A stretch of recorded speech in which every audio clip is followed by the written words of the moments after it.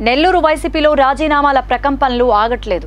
Sitting ఎమ్మెల్యేలు ఆనం రామనారాయణ రెడ్డి, కోటంరెడ్డి శ్రీధర్ రెడ్డితో మొదలైన రాజీనామాల పర్వం కొనసాగుతోంది.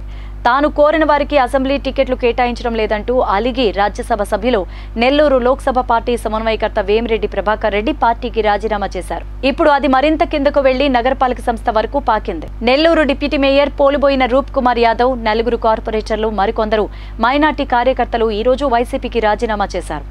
ఈ సందర్భంగా రూప్ కుమార్ మీడియాతో మాట్లాడారు. ఇటీవల జరిగిన పరిణామాలు బాధించాయన్నారు. వైకాపా ఆవిర్భావం నుంచి సేవ చేశాను, పార్టీ కోసం కష్టపడ్డామని, పోరాడామని, మాది అనుకున్నామని, తప్పనిసరి పరిస్థితుల్లో రాజీనామా చేస్తున్నామన్నారు. నన్ను ఆదరించిన నెల్లూరు నగర ప్రజలు, నాయకులకు కృతజ్ఞతలు. భవిష్యత్ కార్యాచరణపై అనుచరులతో చర్చించి నిర్ణయం తీసుకుంటానని వెల్లడించారు. పార్టీ కోసం అన్ని రకాల అహర్నిశలు కృషి చేసిన వాడు, అన్ని రకాలుగా మరి మొట్టమొదటి రోజు నుంచి ఉన్నాడని చెప్పి కావచ్చు, లేకపోతే జగనన్నతో ఉన్నటువంటి వ్యక్తిగత సంబంధం కావచ్చు, పార్టీలో నాకు మా అందరికీ సముచితమైనటువంటి గౌరవప్రదమైనటువంటి స్థానాన్ని పార్టీ ఇచ్చింది, జగనన్న ఇచ్చాడు.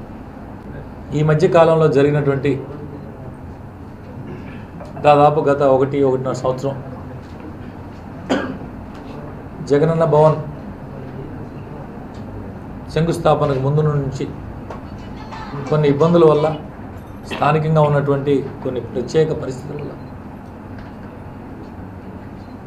అనేక రకాల ఆటుపోట్లు, పార్టీ కోసం పనిచేసి కూడా కొన్ని ఇబ్బందులు పడాల్సిన పరిస్థితి వచ్చింది. అనేక దగ్గరలో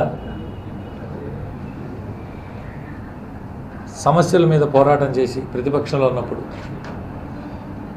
కౌన్సిల్ సమావేశం జరిగితే ప్రతి కౌన్సిల్ సమావేశంలో పార్టీ కోసం ఏదో ఒక ఇబ్బంది పడే పరిస్థితి.